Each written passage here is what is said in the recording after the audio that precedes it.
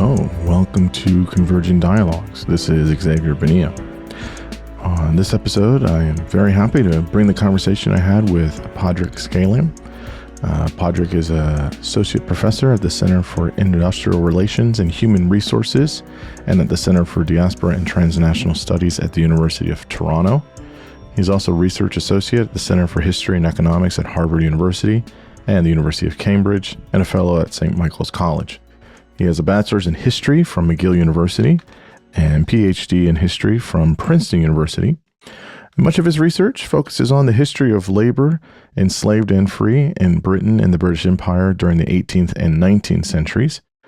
And he is the author of the latest book, Rot, an Imperial History of the Irish Famine.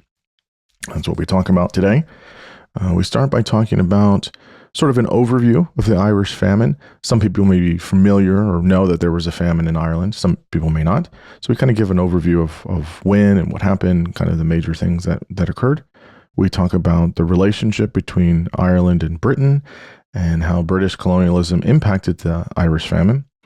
We, of course, talk about potatoes in Ireland, and we talk about sort of how that's become a cultural thing, why that's such a piece of identity for Ireland. We talk about formation of the United Kingdom and Ireland's entrance of sorts into the United Kingdom. What were the variables leading up to the Irish famine? Potato blight, how the Irish came out of the famine, generational impact, and many other topics. This was a fun conversation. As I mentioned in the, I believe early on, I had known about the Irish famine for some time.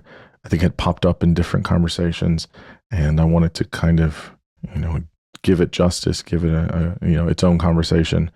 Padraic was absolutely wonderful, really great guy, obviously really, really smart, really bright, and I really, really enjoyed this conversation. As always, you can find this conversation and all other conversations at convergentdialogues.substack.com. I'm also on YouTube, so get on Substack. Please subscribe, always helps. And I bring you Padraic Scanlan.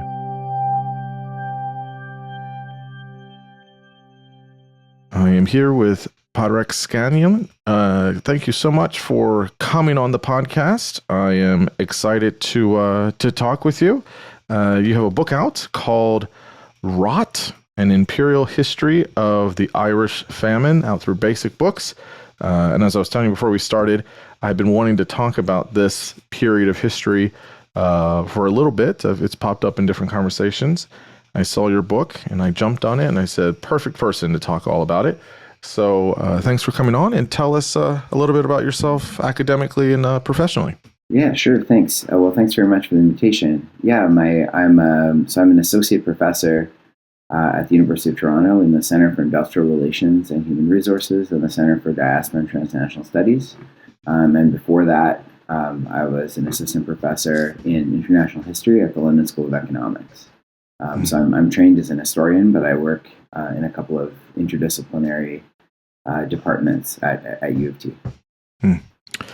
How did you come to write about the Irish? I don't think you're Irish yourself, not that you have to be, obviously, but how did you come to write about? Is that just where you kind of landed in terms of like history and what your studies are? How did you kind of write on this? In a way, part of the book was working out. So I have an extremely Irish first name and last name, but yeah, no, I'm Canadian, and in a way, like my part of the project was, I had always kind of I'm trained as an historian of Britain and the British Empire in the 18th and 19th centuries.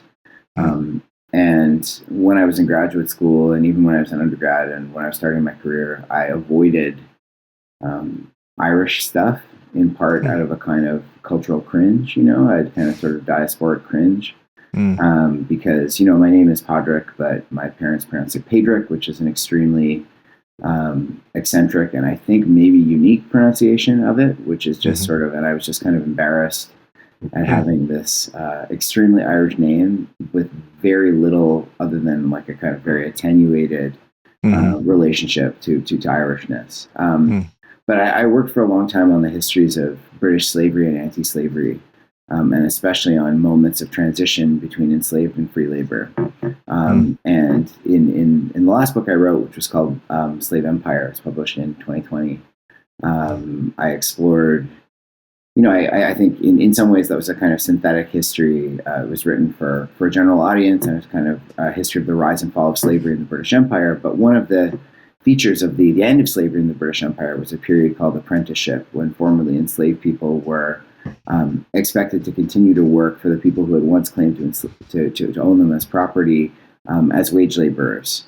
And that era of apprenticeship invited all kinds of speculation among British colonial officials and writers in Britain about the degree of civilization of formerly enslaved workers. And one of the major points of comparison for that group of laborers was Irish agricultural laborers. So, the Irish, in a way, I'm working out a kind of, sort of approach the topic in part to kind of think a little bit about, I guess, my own relationship to Britishness and the British Empire, and Irishness and Ireland's place within the British Empire, but also because as an historian, I've been preoccupied for a very long time about the relationship between labor and civilization, or the idea of civilization, which is extremely important to the British Empire in the 19th century, extremely difficult to define, but absolutely tied up in the willingness of people considered to be, I guess, sort of cultural or economic inferiors by the British bourgeoisie's willingness to do wage work in circumstances and under conditions that were seen to be civilizing. Nice, very nice. Yeah, that's nice to see. There's like a personal touch there. There's like your professional touch. It's nice seeing all this stuff kind of come together, which is great. So what happened? I mean, like, just tell us kind of the 30,000 foot view here. The Irish Famine in the 19th century. I think it's 44 and 45. Just give us the overview. How did it kind of? We'll get into details, but just generally, how did it kind of? Usually when you think of famine, you think of other parts of the world in the more modern era. Of course, you think of famine in more ancient times. So the fact that this is in the middle of the 19th century is like, is a bit surprising in some ways. How bad was the impact? I mean, just kind of give us the kind of the stakes of what it was, of like how this was so bad. Yeah. So Ireland throughout the 18th century was an independent, ostensibly a nominally independent kingdom under British control. So it had its own parliament, but its parliament was subject to direct control from Westminster. And at the end of the 19th century, for reasons we can maybe talk about later, Ireland was folded into a new union with Great Britain to form an entirely new country, the United Kingdom. So the United Kingdom as a polity only dates to 1801.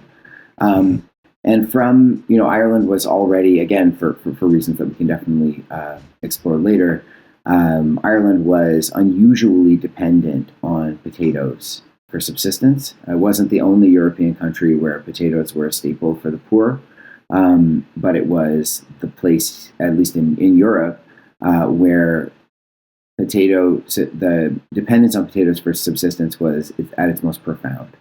And so in the first 4 decades of the 19th century, there were a number of potato failures in Ireland, some caused by weather, some caused by disease. But then in 1845, a novel pathogen, and I always mispronounce it, Phytophthora infestans, which is this P. infestans, this a fungus-like organism called a water mold, crossed the Atlantic, where it had been causing potato blights in North America and South America, crossed the Atlantic and spread across Europe, including to Ireland. And it struck Irish potato crops more or less every growing season, although to a greater or lesser extent, from 1845 to 1851, which led to widespread famine in Ireland that led to the deaths of about 1 million people, mostly from hunger-related illnesses, but also from starvation. And it accelerated a trend that was already in progress in Ireland, which was the mass emigration of the Irish poor around the world. So Ireland had been exporting people for centuries, But somewhere between 1.5 million and 2 million, or even 2.5 million people left Ireland during the famine. So Ireland started in 1845 with a population of just between 8 and 9 million people. And in 1851, when the next UK census was taken, its population was about 6 million people. And the population of Ireland continued to decline. It fell to as low as 2 million people in the 20th century. So the Really? Great Famine, the Great Hunger, as it's sometimes called in Ireland, was this event that completely transformed the demography of Ireland, if not necessarily the economic conditions that prevailed in Ireland. Wow, I didn't know it got that low. That's really low. Yeah. I mean, Ireland's population only started increasing again in the 1940s. Wow. Yeah. That's wild. Yeah. That's absolutely wild. We'll get to potatoes and everything because again, a bit. It's been a couple generations, at least 5, but I have some on my mom's side, some family from Ireland. Again, it's probably been about 5 generations, probably early 20th century, if not late 19th century. So, we don't have anybody necessarily back there, but I do love potatoes, though. So I mean, it's got to be in the blood. I mean, you could literally put sweet potatoes, baked potatoes, mashed potatoes. But it doesn't matter. I mean, I'm going to inhale all of it. So, I was funny reading in the book is why this association with potatoes. So there's a chapter in there which we'll get to, which was really, really interesting. Tell us about this complex relationship that Ireland has had with Britain. So, but before you get us to 1801, how with the United Kingdom and everything, how it was. You mentioned there earlier that it basically was an independent kingdom, but still under own parliament, but still under Westminster with England. You don't have to give us the whole history of Ireland, of course, but generally the general dispensations here of sorts. What was there a time where they were completely autonomous? In their ancient history. If you get to more modern history, like what's the kind of so I mean, look, I'm not an expert on the history of medieval Ireland, sure. But I mean, Ireland was first conquered by England in the early Middle Ages, in the 11th and 12th century, shortly after the Norman invasion of England. So the new Anglo-Norman aristocracy of England, which helped, which was itself instrumental in uniting the multiple kingdoms that made up England, creating a new kind of unified English polity, invaded Ireland. And so, if you have some of and laid claim to it, although it's the degree to which England controlled Ireland through the Middle Ages rose and fell, right? So there wasn't a single, it was much harder to kind of exercise that kind of territorial control in the Middle Ages. And so for a lot of that period, Ireland's aristocracy was replaced, at least in part, by an Anglo-Norman aristocracy. So if you hear, Irish surnames now that have the prefix Fitz in them, that's is, right, from French. So that's a Norman surname. So Fitzgibbon is son of Gibbon, right? And so Ireland was under notional English control throughout the Middle Ages, that rose and fell. In the era of Henry VIII, the first attempts by the English to establish what were called plantations, which were not quite the same as the plantations that were established in the Caribbean. It was more a sense of plantation, not as a labor-intensive way of producing a cash crop, but rather as like a plantation of trees, right, that was put in place to kind of build a new forest, right? So the idea is you could plant English settlers in England, from England or from Scotland in Ireland, and they would slowly expand until they had reforested the island with non-Celtic settlers. And some of those failed.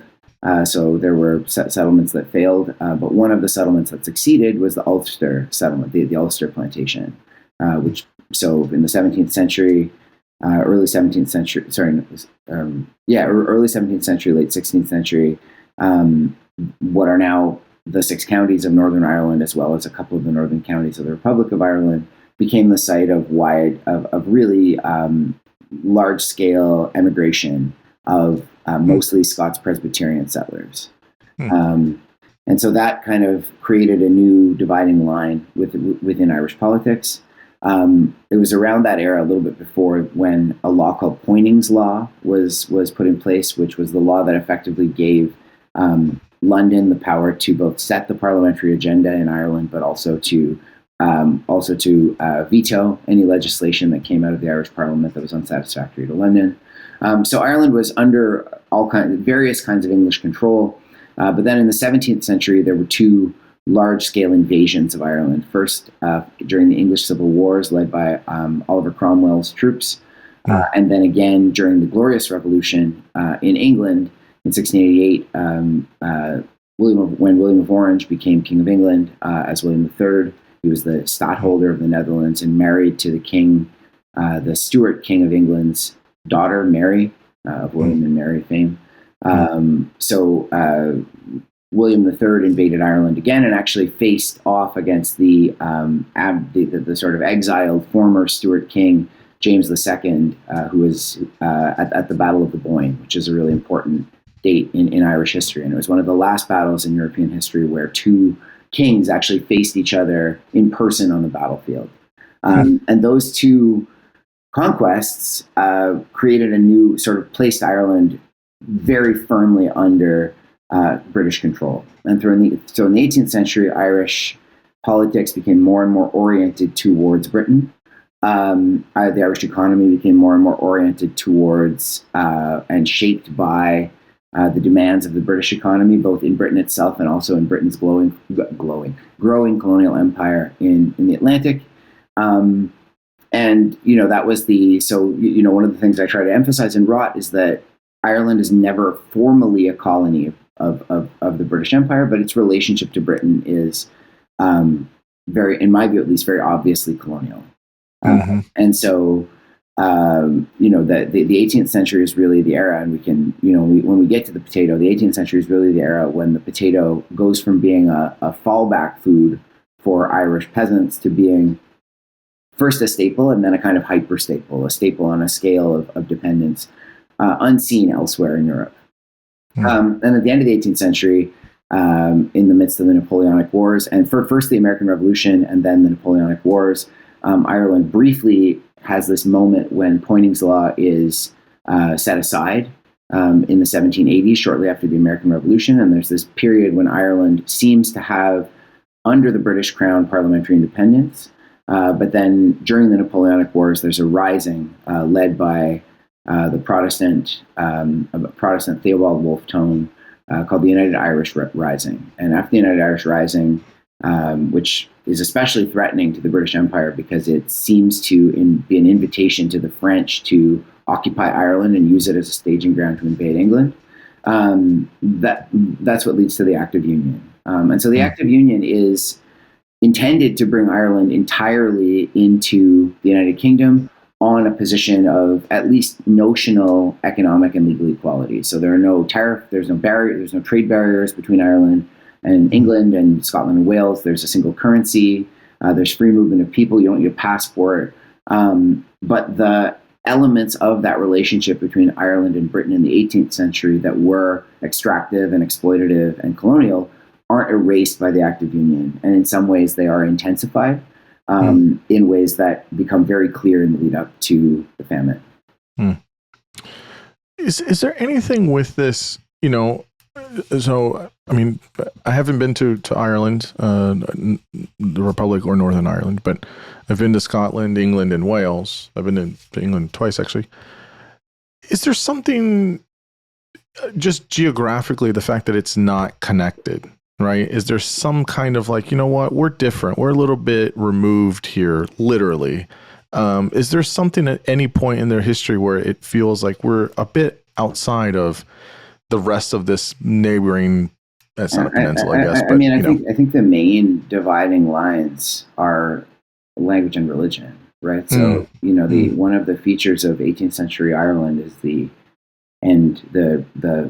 accelerating decline of the Irish language. So fewer and fewer people speak Irish after the 18th century.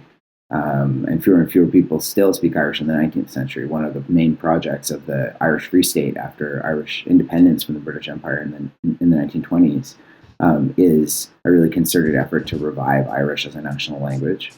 And the other is Catholicism, because after the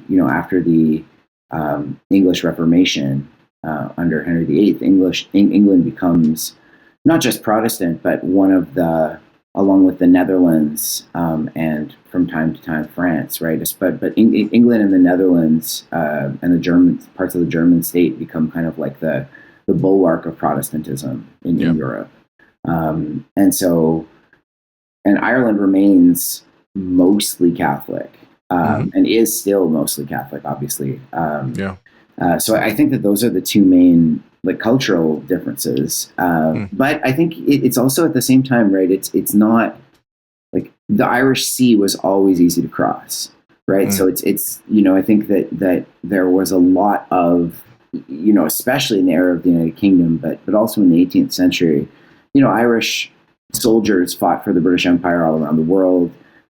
Irish merchants traded in Britain, right? So there were a lot of connections. There's a famous line I quoted in the book. It's in a lot of books about Ireland. I forget who says it. Maybe it's Charles Greville. I forget. It's a parliamentarian at the end of the 18th century who says like Ireland is too close to be it's too close to be like it's too far away to be a part of the country, too close to be a colony. Like too small to be conquered, or like too big to be conquered, but too small. Like it has all of these kind of like it has this fraught relationship and kind of codependent relationship with Britain and then within the United Kingdom that I think Irish nationalists maybe rhetorically distance themselves from, but Ireland is unequivocally shaped in all of its history by its relationship to England. Yeah. You mentioned this earlier. Maybe you can expand on this, but you had said that the Irish famine really lies at the feet of this consequence of colonialism by Britain, and that again that there's an acceleration of poverty there in Ireland. Tell us about this framing of it. And then you can kind of briefly talk to us about the United Kingdom being formed. Yeah, I mean, the potato, right, is so closely associated with Ireland and Irishness, right? I quote a joke there's a million jokes about it, but I quote one in the book, right? Like what's an Irish 7-course meal? Like a 6-pack and a potato, right? Like all these things. Like there's a million of them, right? It's like the potato is this object that is. This food that is indelibly associated with Ireland, but it's almost a symbol. But it's not native to Europe, right? The potato is part of the Columbian exchange. It's one of the crops brought from the Americas by Spanish and Portuguese conquistadors in the 15th and 16th centuries, and it's a crop that has this relation. Like in some way, there are historians who have argued that the potato has this. Is at the root. I mean, it's really all kinds of jokes about it. Even though technically a potato is a tuber, is a tuber rather than a true root.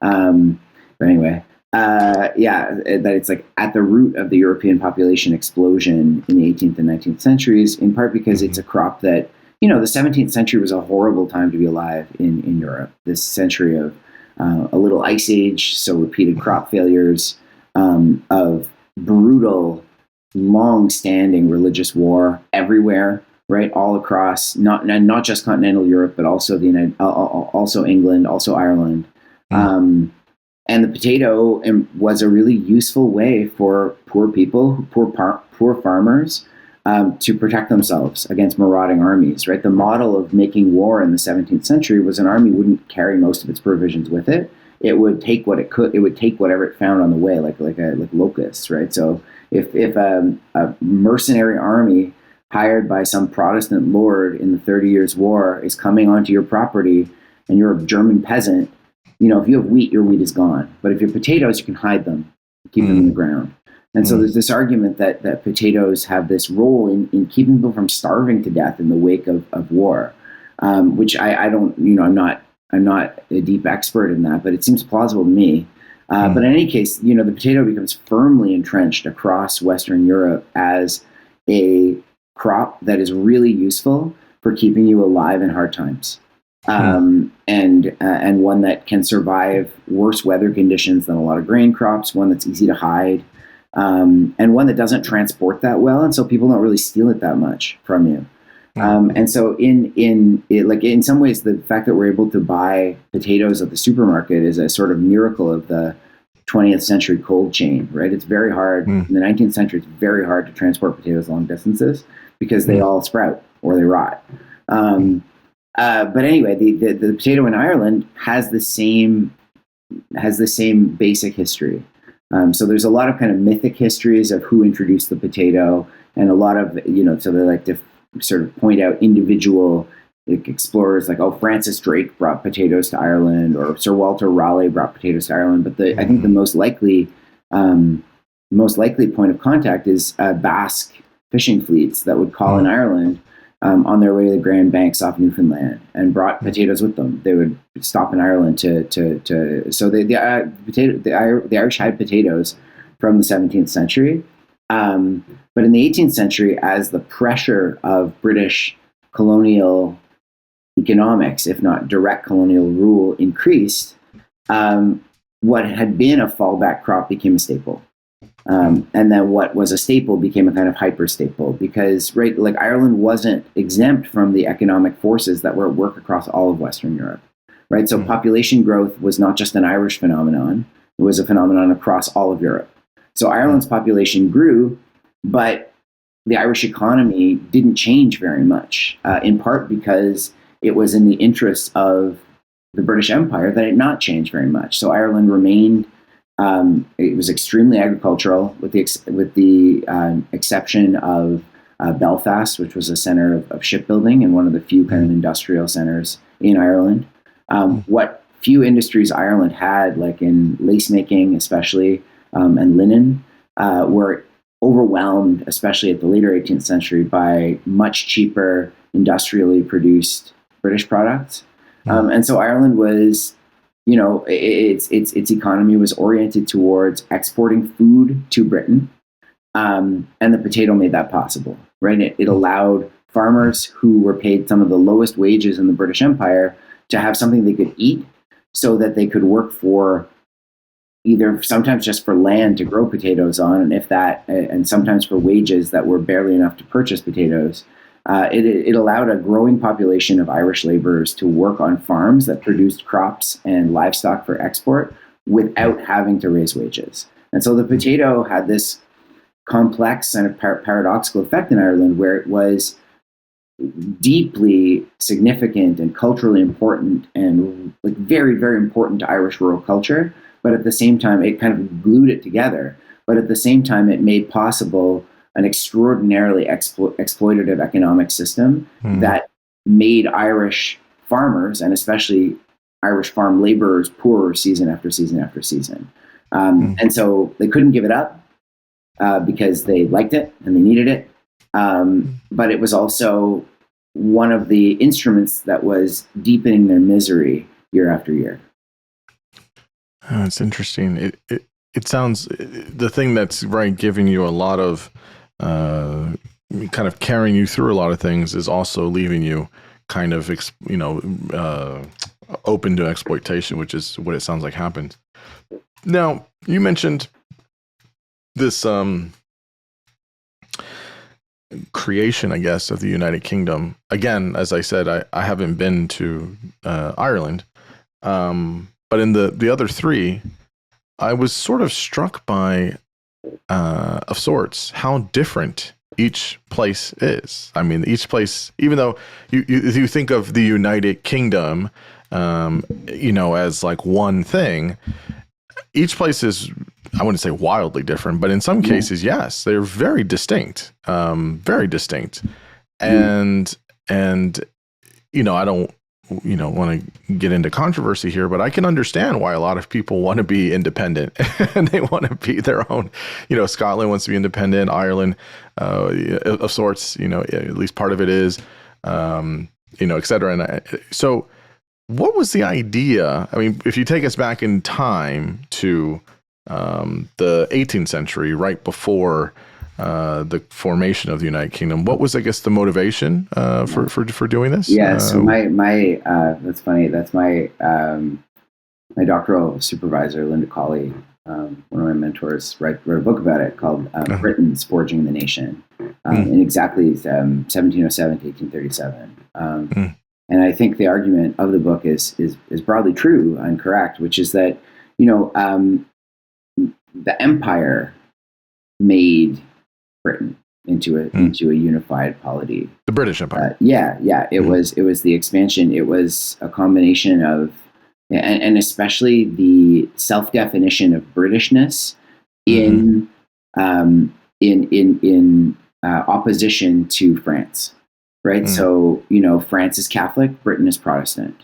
The image of France, actually, interestingly enough, right, was of starvation, right? So the way that France was always represented in British propaganda is as a kind of like a sort of like a stick figure, like a sort of a emaciated figure with like a aquiline nose, and then John Bull is the personification of Britishness, who's this kind of like stout, like well-fed, not prone to theory, which is like a term of abuse for 18th century Britons, right? To be a theorist as opposed to somebody who is to kind of indulge in this sort of wild, like, so all of these features of Britishness were made possible by a massive imperial war against France, right? Britain was at war with France for virtually the entire 18th century. In a series of conflicts with relatively few periods of peace. And even those periods of peace were periods of intense colonial conflict, even if it was no longer sort of European conflict. And then in the 19th century, the empire held the United Kingdom together as a common project, right, in my opinion. I mean, there's certainly a common British popular culture that spread to Ireland as well, or that was, of which Ireland was as much a part. But, there's a, like my wife's family are from Wales, right? So they're like Merthyr Tudville, right? Is this, this now kind of down a heel post-industrial town. I shouldn't say down. It's a kind of like a post-industrial town in South Wales, but it was once the site of some of the largest industrial furnaces in the world, right? And so Welshness was sort of set aside in relationship and replaced with a kind of common working class identity across the United Kingdom that united,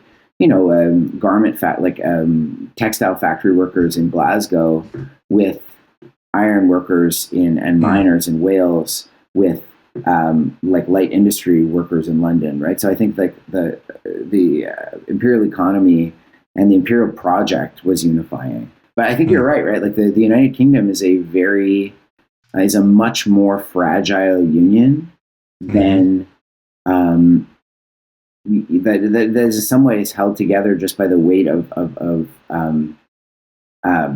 inertia, I guess, rather than anything else, right? Like I think Brexit is a good example of that, right? Yeah. Brexit in many ways is like a vote by England for independence. Right? It was widely rejected in Northern Ireland. It was widely rejected in Wales. It was widely rejected in Scotland. It was widely rejected in London.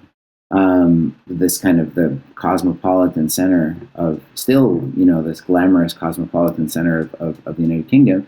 But, in England voted to leave, in part because of resurgent nationalism, not just in what historians sometimes call the Celtic fringe of the United Kingdom, but in England itself. And English nationalism is something that's been buried for a very long time, in part because it was in so many ways the standard bearer of imperial nationalism, right? Like to be British was to be English until all of a sudden what being British meant, and what British meant being part of the greatest empire of the 19th century, the mightiest, the dominant economic, political, and commercial power of the 19th century world.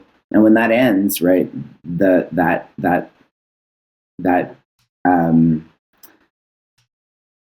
that way of holding together those identities dissolves as well. We're getting a little bit off of the famine, but yeah, that's my. It is interesting. I'm not an expert on Sure. on British nationalism, but I think that interpretation is broadly correct.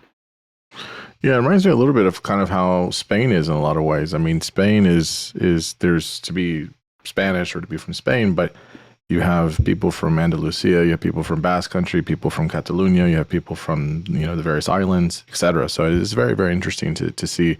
People just think, oh yeah, that place, United Kingdom, but it's like, no. Once you go there, you talk to people, you see that I think that that's right. The inertia thing. It's interesting because this is a newer creation. This isn't from thousands of years. This is literally, we're talking, 200 plus years. That's it. I will say, just to kind of hedge a little bit, that England does have a more, have a longer history as a united polity than a lot of other European states, right? There was an England well before there was meaningfully a France.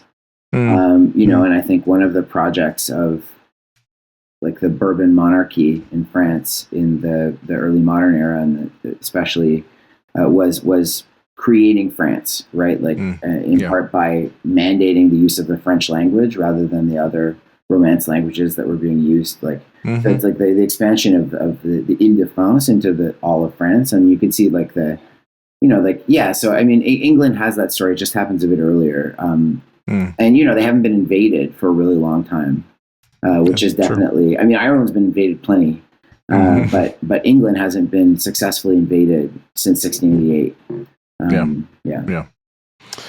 So as this, this empire is continuing to grow, there's, as you've mentioned, this vulnerability that the Irish are having. You mentioned poverty, lack of money circulation, and then this potato dependence, all contributing to also violence in the Irish countryside as well. So there's this also susceptibility to disease. There's a lot of variables going on that are leading up to famine. It sounds like a really tough time in the middle of the 19th century. Tell us about some of these variables that were kind of contributing to the famine. So a lot of, as you mentioned, right, a lot of these are a lot of the features of the Irish economy that, even like one of the things I feel like I've gotten a bit of flack in the Irish press for being insufficiently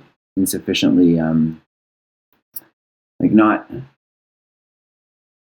too generous to the English, right? Too generous to the Brits. But one of the I think there were a lot of British observers as well as Irish observers on the eve of the Union who had this vision that a lot of the economic and social turmoil of the Irish countryside could be helped by the Union, right? There were people on both sides of on both sides in England and in Ireland who considered the Union, the Union would allow British investors to send their capital to Ireland, and it would allow, it would basically transform Ireland. It wouldn't industrialize Ireland, but it would kind of industrialize Irish agriculture and increase the productivity of Irish land and increase exploration of Irish land. They had this fantasy, both Irish engineers and geologists had this fantasy that there were going to be veins of coal underneath Ireland, as there are in like Northumbria or in Wales in England, that they would be able to find coal in Ireland, and that would suddenly transform with the ready availability of coal. All of a sudden, Ireland would become much more like industrializing Britain. But, Ireland was this countryside of increasingly intense competition for land. And in part driven by the fact that in the wake of the conquests in the 17th century, a lot of Irish landlords, who I'm not, one thing I hope I don't do in the book is I'm not trying to lionize the Irish aristocracy as being, like we have we have like no idea how an Irish Catholic aristocracy would have navigated the 18th century if there had not been an invasion. But the fact is that most of that aristocracy were driven off their land and dispossessed, and a ton of Irish land passed into the hands of a new landlord class, mostly the mostly like the supporters or soldiers who had served under Cromwell or under William. And many of those landlords were content to just kind of receive the income from their Irish land as an annuity. But of course, Ireland had no investment, right? It was capital poor, in part because it was capital poor by design. And so in order to increase the productivity of Irish land, you could export more goods and you could drive up rents. And driving up rents was easy to do because the population of the Irish countryside was rising and rising and rising. And so what you had in Ireland was a situation where individual landlords would lease chunks of their land that were much, much smaller than the chunks of land that an equivalent English landlord would lease, right? One of the things that I try to draw out in the book is that when you hear farmer in an 18th or 19th century book referring to English farmers, don't think about like a rustic peasant, because an English farmer was somebody with capital who was likely leasing, 1,500 acres and employing 100 people to work this land, right? They were they were kind of like entrepreneur. It was much more entrepreneurial. But in Ireland, those leases were much smaller, 30 or 50 acres. So, many times smaller than in England. And and their rents floated on the market, right? So the rents were not determined by how much you could grow on the land. They were determined by how much you would pay. And so consequently, you had people renting land for more than everything that land could possibly generate. Right? So how do you pay your rent? And the answer is through subdivision, right? And so Irish land was divided into smaller and smaller pieces, and competition for chunks of land on which to either grow crops for export or to grow potatoes, depending on where you were in the socioeconomic hierarchy, became incredibly intense. And that intense competition for land led to all kinds of rural violence, which you mentioned earlier, which was often called by the English press outrages. And there are all kinds of different kinds of outrages, assassinations of landlords and of their agents, burnings of farms, destruction of crops, and a lot of them were undertaken by secret societies. So there's a kind of really long tradition in Irish rural politics of participation in kind of anti-government secret societies. There's tons of them that met, like they all have kind of cool names. Hearts of Oak, I guess they probably be Hearts of, like the Hearts of Steel, like the Ribbon Men, right? All of these kinds of the White Feet, right? Like all of these kinds of secret societies of people who would be ostensibly had often a kind of grandiose mission statement of overthrowing British rule or of, but in practice were very local in their concerns often, right? So there would be a dispute over a lease. Someone would get killed over it, right? And it would be, no one would say anything, right? So the outrages became a real source of anxiety for the British government. And it was imagined by the planners of the Union that with prosperity, that would disappear. But of course, prosperity didn't appear, and so that continued. And in the famine, as we can talk about when we actually get to the potato blight, it continued, and in some ways it shaped British responses to famine relief. The Irish countryside was looked very old and looked very rustic, and still does, right? In many ways, Ireland sells as a kind of tourist. The Irish Tourist Board sells Ireland's intensely rural, very rustic character as a selling point. But in fact, it was, right, Ireland now is a tax haven, right? And Ireland in the 18th century was on the cutting edge of imperial capitalism. It just didn't look it. And the disjuncture between what Ireland looked like and what it was is one of the big analytic points that I try to make in Rod. Yeah, so get us there. So talk about this first wave of the blight in 45 and 46, which you spend some time politically talking about. Prime Minister Robert Peel repealing the Corn Laws, which had a big impact. And then he has a relief commission afterwards. So tell us about this first wave, and then how the politics here kind of come into play in a not so great way. Yeah, absolutely. So in 1845, everyone knows in the British government and the Irish government that a potato blight in Ireland will be very, very bad. in part because P. infestans, although they haven't identified it as that yet, they know that a disease that affects potatoes is spreading. There's a collapse of potato crops in Pennsylvania in 1844, and in the summer of 1845, the disease starts spreading in Belgium, and then in the Netherlands, and then in Prussia, and then in northern Spain. And it's sort of inevitable, I think, and the British government knows that it's inevitable that at a certain point it's going to reach Ireland. But they're not, they're concerned, but it's not the first time this has happened, right? Because Ireland is potato dependent, and there have been crop failures of the potato before.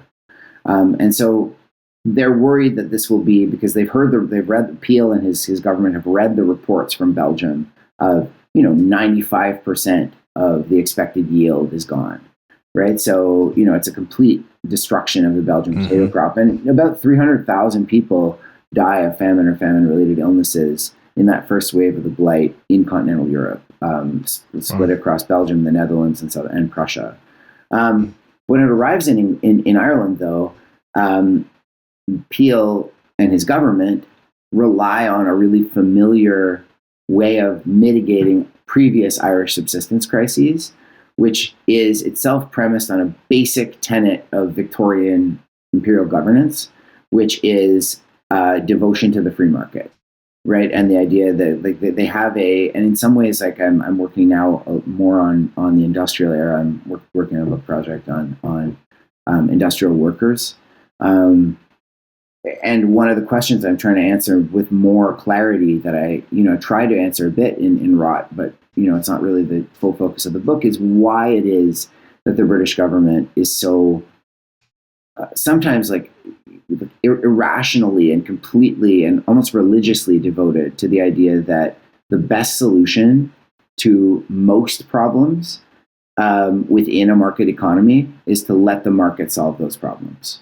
Right, and it's a matter of, and it's a matter of almost like it's a kind of piety that is never broken among, and it's a view that is shared with some modifications by the two main political factions in British politics at the time, the Whigs and the Tories, who have very different orientations to all kinds of other issues, but are united by a kind of common sense of how I think the main difference is that the Whigs think that a market will solve everything. The Tories think that you need to have, you need to kind of establish a paternalist framework that will allow the market to work. And that's a real oversimplification. But so Peel is a Tory, and his approach is to arrange for the importing of millions and millions of pounds of what the government calls Indian corn, so maize from the United States, cornmeal, and to arrange for the provision of public works to basically give the Irish a crop to buy, one that is not grown in Ireland and so therefore cannot interfere with the Irish market for exports. So it won't, you won't have the Irish closing their ports to keep the oatmeal from flowing out. Instead, you can bring the cornmeal in. And have people work at work sites in order to raise the wages to buy the cornmeal. And that actually doesn't, it's hard to say the degree to which that is successful. Certainly the first wave of the blight in Ireland is the least destructive, in part because the extent of the crop failure is slightly less than it would be in later years, and partly because for a season, this is a familiar pattern of famine relief. This is a familiar pattern of crisis management within the United Kingdom for Irish subsistence crises. What really uncorks the catastrophe of the famine in what's known often in Irish history as Black 47, right? The winter of 1846-47, which was the national low point of the famine, although there were later regional famines in some counties that were worse than Black 47. But the kind of the peak of the nadir of the national crisis is in the winter of 46-47, when it turns out that the blight is back, right? The disease is not gone, and in fact it is more widespread, and there were fewer potatoes in the ground. So you have a situation where there's fewer potatoes in the ground that have been planted, and a greater proportion of those planted potatoes have been destroyed. And so, Britain, as you mentioned, right, Britain, free trade in grain comes to the United Kingdom in the midst of the Irish crisis. And so grain starts to flow into Ireland. And the new Prime Minister, Lord John Russell, who's a Whig, believes that the government doesn't need to import as much grain as it used to because the market will provide it. And he's not entirely wrong, because that's the first year in Ireland's history for a very long time that Irish imports of grain exceed exports. The problem is that there is no infrastructure in the Irish countryside to actually deliver the grain to people who need it, right? So you have a situation where, and moreover, like a year of famine followed by a subsequent, or a year of food of subsistence crisis becomes a year of famine. And so you have the breakdown of the social order at the same time, right? The Irish countryside is ungoverned and ungovernable in the places where the potato blight is hit hardest. And so, there is grain being stored in warehouses in like port cities like Cork or Dublin, but there's no way or Waterford, but there's no way of getting that grain to the people who actually need it. And in any case, even if you could get the grain to the people who need it, they don't have any money with which to buy it. And the work sites that Russell's government establishes in Ireland are also premised on the idea that the British government ought never to interfere with the working of the market. So one of the basic features of the public works program is that the public works sites will always pay a wage that is 2 pence less than the average market wage in the area. But the problem is the places where these work sites are founded are places where there is no work, right? So you end up with like wages that are absurdly low to buy grain that is impossible to find and then in the midst of widespread social collapse. And so that year is really the year when the very already precarious and fragile structure of Irish economic and social life just absolutely collapses. And it's also the year when people start to leave in greater numbers, right? Ireland, as we mentioned earlier, was always a place that sent people out. It's always been a net exporter of immigrants to other parts of the world.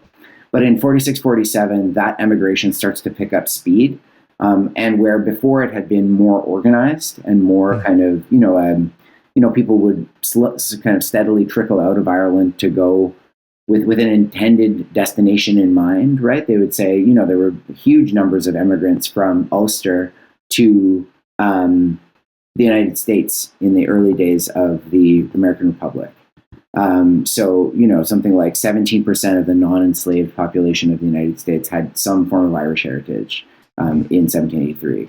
But that was organized. In Black 47, it's completely disorganized. People are just leaving any way they can, going wherever they can get. And where they end up is often a metric of how much money they have or how many relatives they have who've left before them, right? So if you have money, you go to New York. If you have a little bit less money, you go like my own relatives did, or my dad's relations did, to Quebec, right? If you have no money at all, you end up in Liverpool, right? Living with 20 other people in a basement room, while the Liverpudlian civic officials try to figure out what they're going to do with Irish immigrants. So it really is like that's the year when things start to fall apart completely.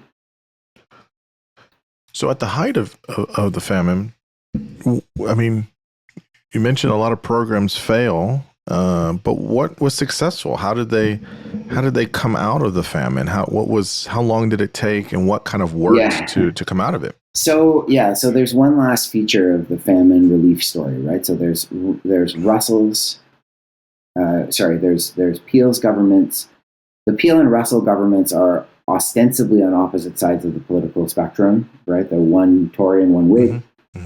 But in practice, they have roughly the same plan for relief. It just emphasizes different parts. So Peel's plan is import grain and have some public works. Russell's plan is import much less grain, but pour more money into the public works. But as the Black 47 drags on, it becomes clear that the British government is going to have to borrow more and more money in order to finance famine relief in Ireland. And in part, the announcement of a new loan to support Ireland provokes a market crisis in Britain, where it becomes, because so many British receipts are in the hands of American merchants, that traders in the British currency market start to worry that the Bank of England doesn't actually have enough specie to cover its circulating banknotes. And so there's a cash crisis, right? There's a run on the Bank of England, and Russell has to really quickly wind up the public works programs. So even while the famine is at its height, the major public works program intended to mitigate its effects is folded up very quickly and replaced with a system of soup kitchens that are largely financed by international donations and donations from within Britain and Ireland.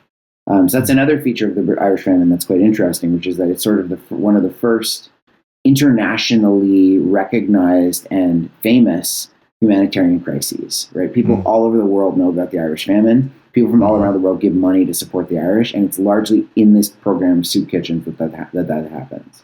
But the program of soup kitchens is always and only ever intended as a temporary program to pave the way for Russell's actual ambition, which is to make Ireland's poor law unions, so the local government, the local officials who are responsible for each parish's poor, supported by taxes by what are called the ratepayers. So the people who live in the parish who have enough wealth to pay the rates, the poor rates. So the idea is that the poor law unions will become responsible for supporting both the Irish poor generally, but also for mitigating the famine. And so in some places that is effective. So the famine starts to, the potatoes recover, or enough people leave, bluntly, enough people leave that the pressure on land is relieved. The places, if you look at maps, kind of heat maps of where people lived in Ireland, there are parts of Ireland that are utterly depopulated. And it becomes much easier to support the poor in those places because everybody is dead or gone. And so in some ways, the end of the famine comes when enough people die or leave that the pressures of the collapse of the potato are less extreme. But also the blight becomes, the blight is still endemic, right? Met Éireann, which is the Irish weather service, still provides monthly blight sporulation reports, right, for potato farmers in Ireland. So the blight becomes endemic to Ireland, or P. infestans becomes endemic to Ireland and becomes, not less virulent, but it becomes Irish potatoes start to adapt slightly to the presence of this pathogen. Although the yields on Irish potatoes never recover to pre-famine levels, right? So the potato ceases to be this, at least occasionally, at least in good years, absurdly generous crop and becomes a much more like other kinds of crops. So the potato, right? So people leave. The blight, it's the organism that causes the blight, becomes more firmly established in Ireland and not less virulent, but less prone to sort of extremely fast-growing epidemics. The depopulation of the Irish countryside means less land is planted with potatoes. That creates fire breaks between fields, so the blight spreads less readily. And Ireland, in many ways, the blight just kind of lurches to an end. It comes back in 1848 in some parts of the country. So in County Clare, for example, it's worse in 1848-49 than it was in 46-47. And then it just kind of ends without really any kind of conclusive ending. People keep leaving. As I was saying, my own family left, my own ancestors, I guess, on my father's side of the family, all 8 of them, all went to Quebec and all left in the 1850s. So they left after the blight, but because they recognized that they were still living in a countryside that was shaped by the blight, right? Yeah, wow. And that continued for a really long time. And Ireland's basic character didn't change. And in some ways, Ireland's basic character as it was many of the early Irish nationalist politicians of the Republic of Ireland, or at least of the Irish Free State and then of the Republic of Ireland after independence from the British Empire, continued to emphasize Ireland's rural character, right? It's kind of undeveloped as this place that was a kind of outpost of Catholic piety. that was pure and rural and agrarian. And so like a lot of the basic structures of the Irish economy didn't change that much after the famine, right? This wasn't like the Black Death, right? Another epical, much worse in terms of proportional death, but still another kind of epical disaster caused by a novel pathogen that changed. But like in the wake of the Black Death, right, serfdom ended in most of Western Europe. That didn't happen in Ireland. The basic features of the Irish rural economy didn't change that much. Just some people who stayed got richer, right? Like if you happen to be, the Catholic middle class, and maybe this is like a diasporic resentment, right? Like the people who stayed, who were like dairy farmers, made a killing, right? Because they had more land available. They had a ready market in Britain. There were the famine didn't like it drove people out, and it accelerated forces and processes that were already in process, that were already underway. And I think that's a strain in the historiography of the famine, and one that I'm trying to, with Rod at least, sidestep a little bit, because I don't think it's, I think there is a group of economic historians who look at the famine and say, well, the famine could not have been that consequential because all of the phenomena like mass emigration, like rural poverty, like land subdivision, like sectarian tensions over land, all those features of Irish political and economic life existed before the famine and continued after it. Therefore, the famine must not have been as consequential as it seemed. And I kind of see the blunt logic of that argument, but it doesn't seem to me to capture the significance of this event, both for Ireland, but also for the United Kingdom. And that's why I read the book in the US is subtitled, it's published by Basic in the US and by Robinson in the UK. And the subtitle in the UK is Rot, A History of the Irish Famine. And they dropped the Imperial in part, I think, for marketing in Ireland about the book. But this is a book that is about Ireland's place within the empire and about Ireland's place within the United Kingdom, as much as it is a book about what happened in Ireland during the famine. Yeah, that's very interesting, actually. So I guess the final question here is what's the, how did the Irish, famine impact generations of Irish citizens, those that came to the New World, so to speak, and in Canada and the U.S., and the ripple effects that we see today in Northern Ireland and Republic of Ireland. I think, so it's interesting, right? There is a sense in which, look, there are famine memorials in Ireland, obviously. But the famine is really the central event of the huge Irish diaspora. Right, there are far more people who claim Irish descent outside of Ireland or have some kind of Irish descent than there actually are citizens of the Republic of Ireland or Northern Ireland, or either of them put together, right? And that's both. That is a phenomenon that, as we've said a couple of times, right, didn't start with the famine, but was certainly accelerated by the famine. Sure. And so for the diaspora, the famine is the single most important event in the creation of Irishness and Irish identity. It is the break from, it is the reason why there are, it shaped, the mass emigration of Irish people all around the world, or all around the British world in the 19th century, shaped the politics of the places where the Irish went all the time. There's even an event right in that I just skate over. I don't even know if it actually made it into the final draft of Rot, where two members of the the Young Ireland movement, who led an abortive rebellion in 1848, right, end up on opposite sides of the Civil War. So there's the Irish in America, the Irish in Canada, the Irish in Australia, New Zealand, right? South Africa, right? All the places, all the British colonies of settlement, and England also. Have different trajectories. And for them, the famine is this signal event that signals their break from Britain.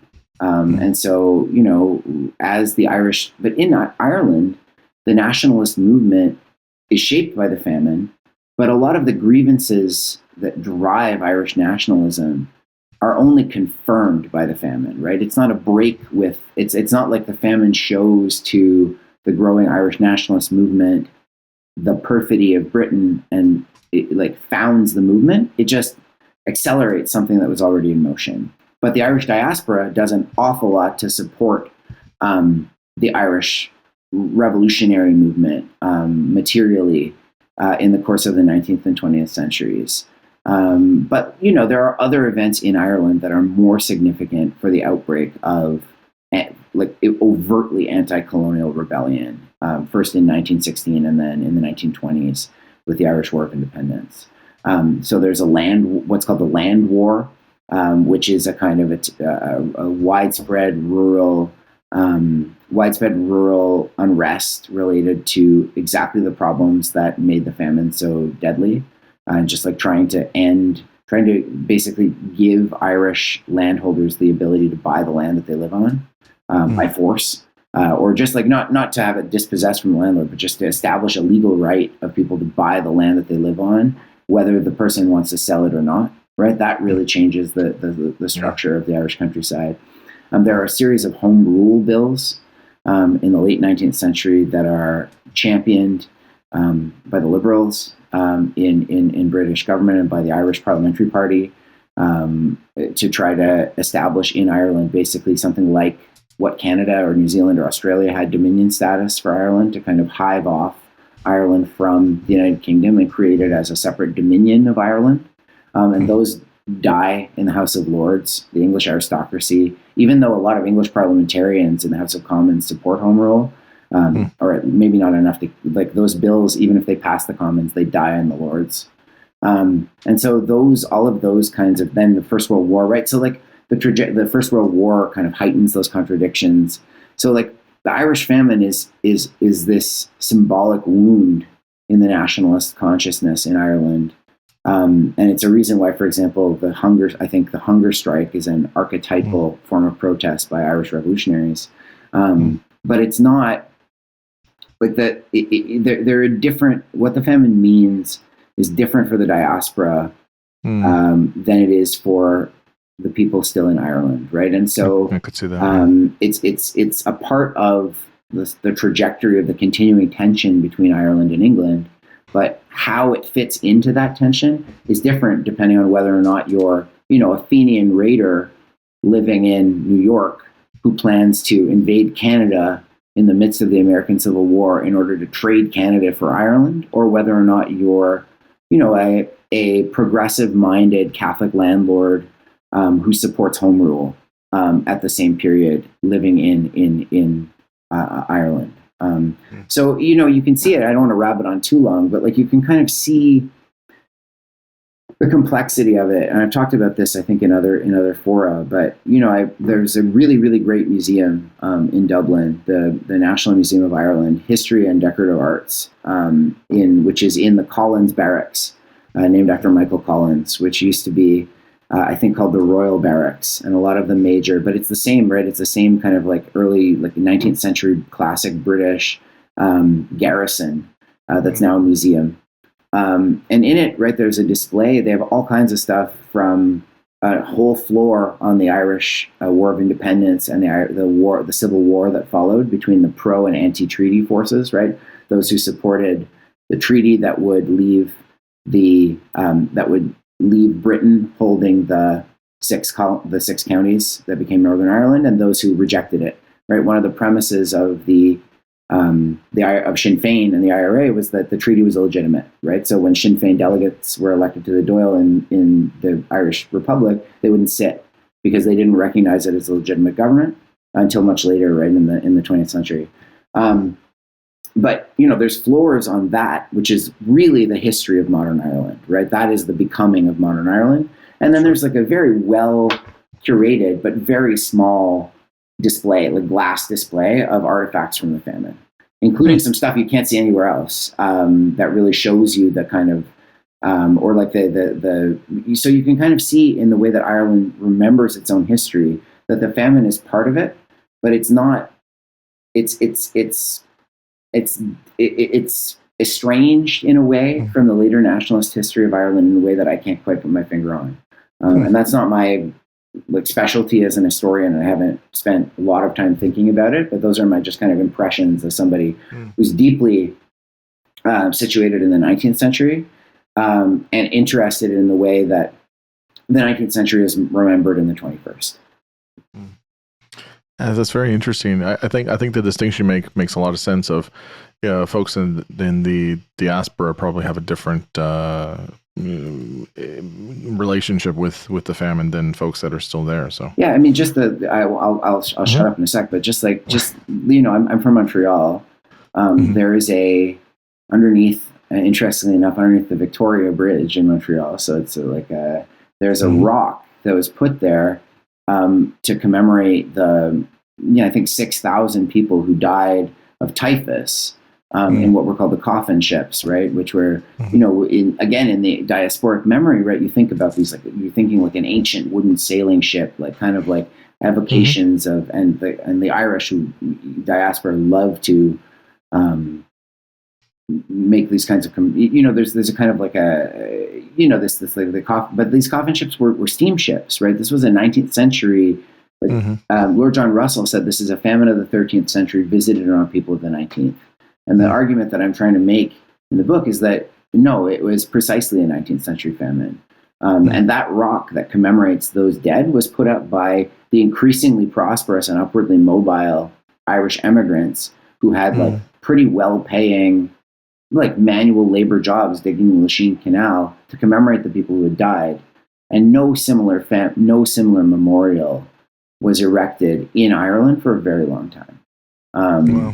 So there are many now, but within 10 years of the famine, workers in the industrial cities of North America were putting up public monuments to remember this event that was, I think a lot of people in Ireland were trying very hard to forget or were running away from by emigrating. Yeah, it's very, very interesting. It'll be interesting to see how, as time goes on, how people continue to remember it. Well, this was absolutely fabulous. Did not disappoint. I'm very, very happy with the conversation and really putting a light on this time period and what happened here. So big thanks for giving us your time and your wisdom. Much appreciated. Well, thank you very much for the invitation.